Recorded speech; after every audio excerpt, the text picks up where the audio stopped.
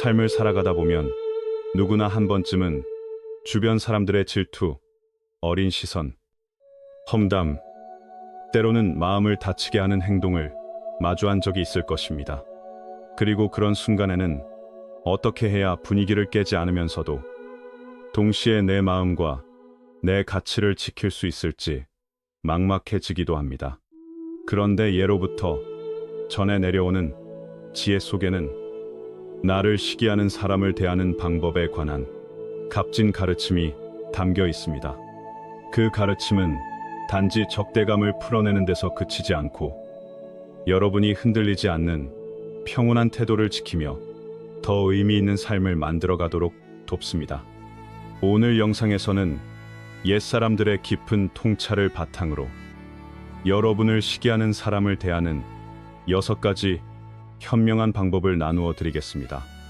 이것은 단지 좋은 말 몇 마디가 아니라 난처한 상황을 인간적이면서도 지혜롭게 넘어가기 위한 열쇠가 될 것입니다. 하나씩 함께 살펴보겠습니다. 이 내용들을 실제로 적용해 보신다면 삶이 한결 가벼워지고 무엇보다 여러분을 바라보는 타인의 시선도 달라지는 것을 느끼게 될 것입니다.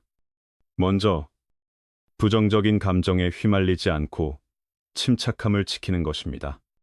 여러분도 아시겠지만 세상 모든 사람이 늘 우리를 이해하고 응원해 주는 것은 아닙니다.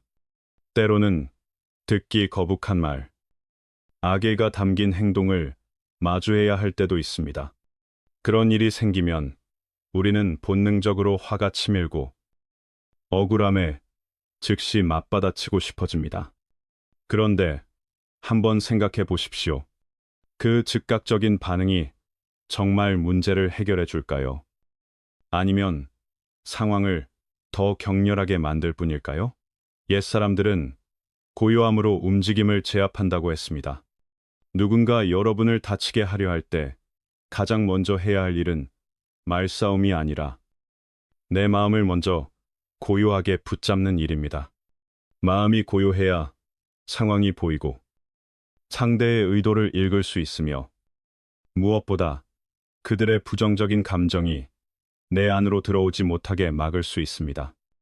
예를 들어, 여러분이 업무에서 성과를 냈는데 누군가가 운이 좋아서 그런 거야. 네 실력은 아니야 라고 깎아내린다고 해보겠습니다.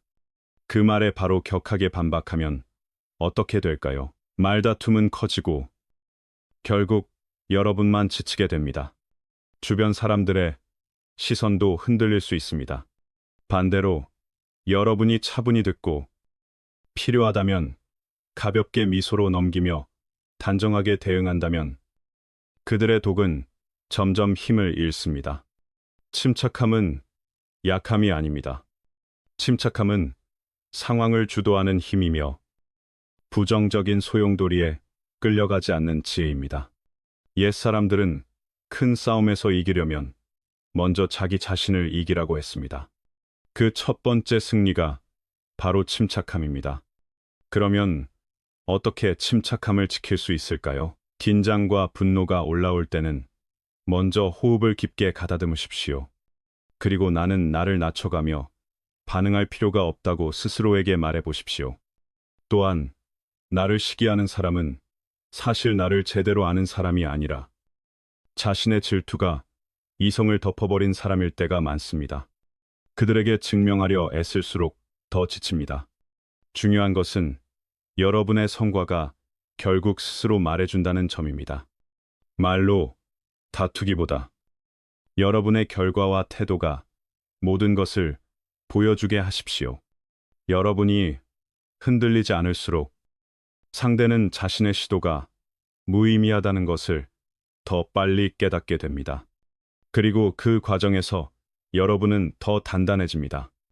침착함은 타인을 대하는 방식이기도 하지만 동시에 자기 자신을 보호하는 방식이기도 합니다. 다음에 비슷한 상황을 만나면 꼭 한번 실천해 보시기 바랍니다. 둘째는 자신을 키우는데 집중하는 것입니다. 주변을 보면 시기하는 사람들은 대개 자기 자신을 성장시키는데 에너지를 쓰기보다 남을 흠집내고 끌어내리는데 시간을 씁니다. 그래서 여러분이 할 수 있는 가장 좋은 대응은 맞서 싸우는 것이 아니라 내 성장으로 거리를 벌리는 것입니다. 옛사람들은 옥은 쪼고 다듬지 않으면 그릇이 되지 않는다고 했습니다. 원석은 갈고 닦아야 빛이 납니다. 여러분도 마찬가지입니다. 부정적인 감정에 휩쓸릴 시간에 기술을 익히고 역량을 쌓고 매일 조금씩 나아가십시오. 여러분이 계속 앞으로 나아가면 그들의 시기심은 결국 뒤에서 희미하게 울리는 메아리가 될 뿐입니다. 달리기 경주를 떠올려 보십시오. 시기하는 사람은 관중석에서 소리치는 사람입니다. 여러분이 그 소리에 멈춰서서 다투면 결승선은 멀어집니다. 하지만 앞길에 집중해 꾸준히 달리면 어느 순간 그들은 여러분의 등만 보게 됩니다. 그러면 현실에서 어떻게 적용할까요? 가장 먼저 여러분의 큰 목표를 분명히 하십시오. 완성하고 싶은 능력, 올라가고 싶은 자리, 지키고 싶은 삶의 방식이 무엇인지 정리해 보십시오. 그리고 매일 조금씩 배우고 훈련하고 개선하십시오. 여러분이 자신을 단련하는 시간 자체가 시기하는 사람들에게 가장 강력한 대답입니다. 또한 여러분의 성장은 누구를 이기기 위한 것이 아니라 스스로의 최고의 버전이 되기 위한 것임을 잊지 마십시오. 자신에게 집중할수록 자신감은 단단해지고 주변의 부정성은 여러분을 흔들기 어려워집니다. 누군가가 여러분을 시기한다면 그것은 여러분이 아무것도 아닌 사람이 아니라는 신호일 수 있습니다. 그러니 슬퍼하기보다 그 에너지를 동력으로 바꾸어 더 높이 올라가십시오. 언젠가 뒤돌아보면 그때의 집중이 여러분을 그들이 닿지 못할 곳까지 데려다 놓았다는 것을 알게 될 것입니다. 셋째는 친절하되 거리를 지키는 것입니다. 시기심은 때로 불안, 열등감, 소외감 같은 아주 인간적인 감정에서 나옵니다. 그래서 그들을 대할 때 적대감으로 맞서기보다 친절하되 경계를 지키는 태도가 여러분을 가장 안전하게 합니다. 옛사람들은 화와 복은 문이 따로 있는 것이 아니라 사람이 스스로 불러온다고 했습니다. 우리가 어떤 태도로 사람을 대하느냐가 결국 우리 삶의 결과가 됩니다. 친절은 여러분의 품격을 지켜주고 주변의 신뢰를 쌓아줍니다. 다만 그 친절은 반드시 한계와 함께 가야 합니다. 그래야 불필요한 상처를 막을 수 있습니다. 예를 들어 주변에 늘 불편한 말을 던지고 험담을 하고 쓸데없는 문제를 만드는 사람이 있다고 해봅시다. 여기에는 두 가지 선택이 있습니다. 똑같이 반응해 갈등을 키우는 것, 혹은 침착하고 품위 있게 대응하는 것입니다. 그들이 비꼬는 말을 할 때 바로 따지기보다 의견 감사합니다. 한 번 더 생각해 보겠습니다. 처럼 정중하지만 단호하게 말해 보십시오. 친절은 하면서도 끌려가지는 않는 태도입니다. 그러나 상대가 반복적으로 여러분의 선의를 이용하거나 선을 넘는다면 그때는 분명히 경계를 세워야 합니다. 이 거리는 완전한 단절이 아니라 서로를 존중하기 위한 안전선입니다.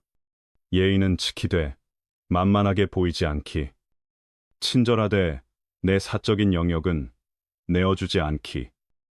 이것이 핵심입니다. 말과 행동은 부드럽게 유지하되 나를 존중하지 않는 사람에게 지나치게 깊은 이야기나 중요한 정보를 나누지 마십시오. 거리는 차가움이 아니라 자기 보호입니다. 친절은 생각보다 큰 힘이 있습니다. 여러분의 마음을 평온하게 하고 타인의 시선을 바꾸기도 합니다. 다만 그 힘은 늘 깨어있는 지혜와 함께할 때 가장 빛납니다. 넷째는 겸손하게 행동하고 과시하지 않는 것입니다. 때로 사람들의 시기심은 여러분이 뭔가를 잘못해서가 아니라 여러분이 눈에 띄기 때문에 생깁니다. 성공하거나 인정받으면 누군가는 위협을 느끼고 질투로 반응합니다. 이럴 때 과시하지 않는 겸손함은 불필요한 시기를 줄이는 열쇠가 됩니다. 옛사람들은 산 위에 또 산이 있다고 했습니다. 아무리 뛰어나도 더 뛰어난 사람이 있고, 과시는 결국 타인의 불편함을 자극하기 쉽습니다. 사람들은 여러분이 잘해서만 시기하는 것이 아니라 여러분 때문에 자신이 초라해진다고 느낄 때 시기합니다. 늘 성과를 자랑하는 사람을 떠올려 보십시오. 처음엔 부러움이 생길 수 있지만 시간이 지나면 그 자랑은 주변을 압박하고 비교하게 만들어 반감을 쌓기도 합니다. 그렇다고 해서 여러분이 자신을 자랑스러워하면 안 된다는 뜻은 아닙니다. 중요한 것은 표현 방식입니다. 말로 빛내려 하지 말고 행동과 결과로 빛나게 하십시오. 성취를 떠벌리기보다 그 과정에서 얻은 배움과 교훈을 나누면 상대는 비교가 아니라 가치를 느낍니다.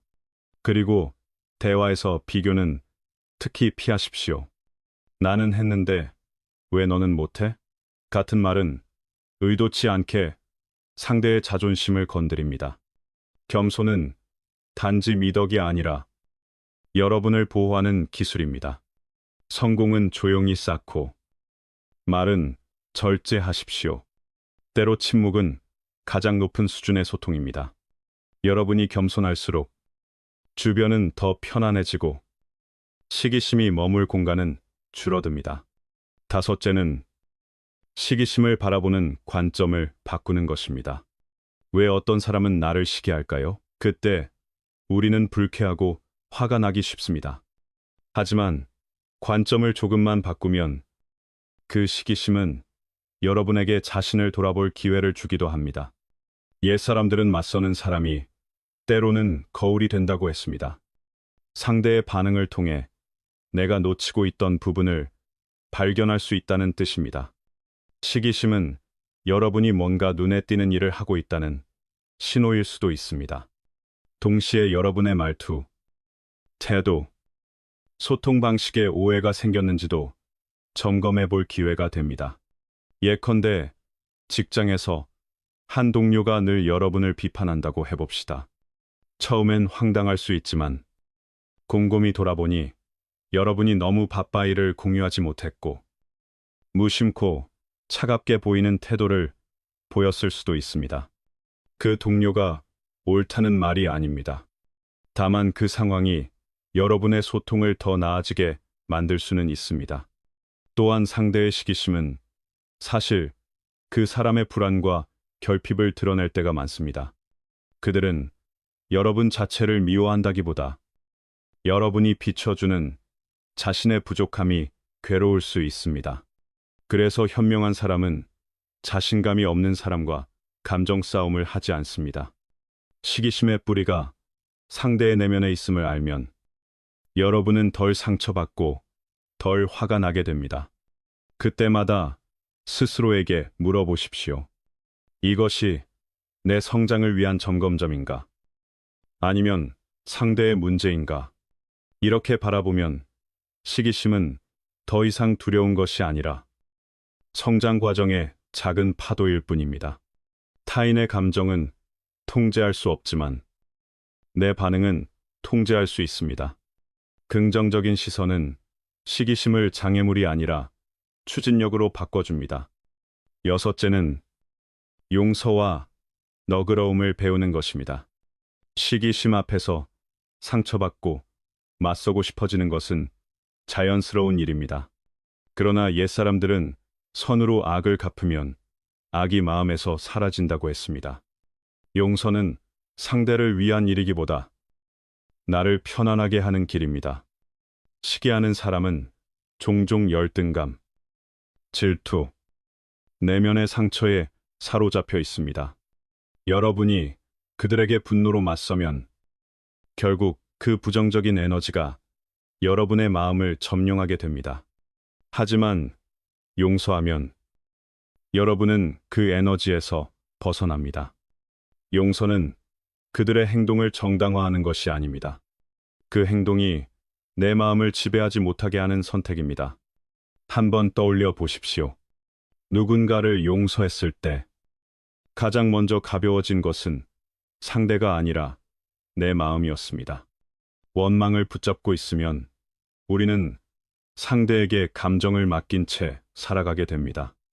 용서하는 순간 주도권은 다시 내게 돌아옵니다. 너그러움을 실천하려면 먼저 내려놓으십시오. 그들의 말과 행동을 마음속에서 계속 되새기지 마십시오.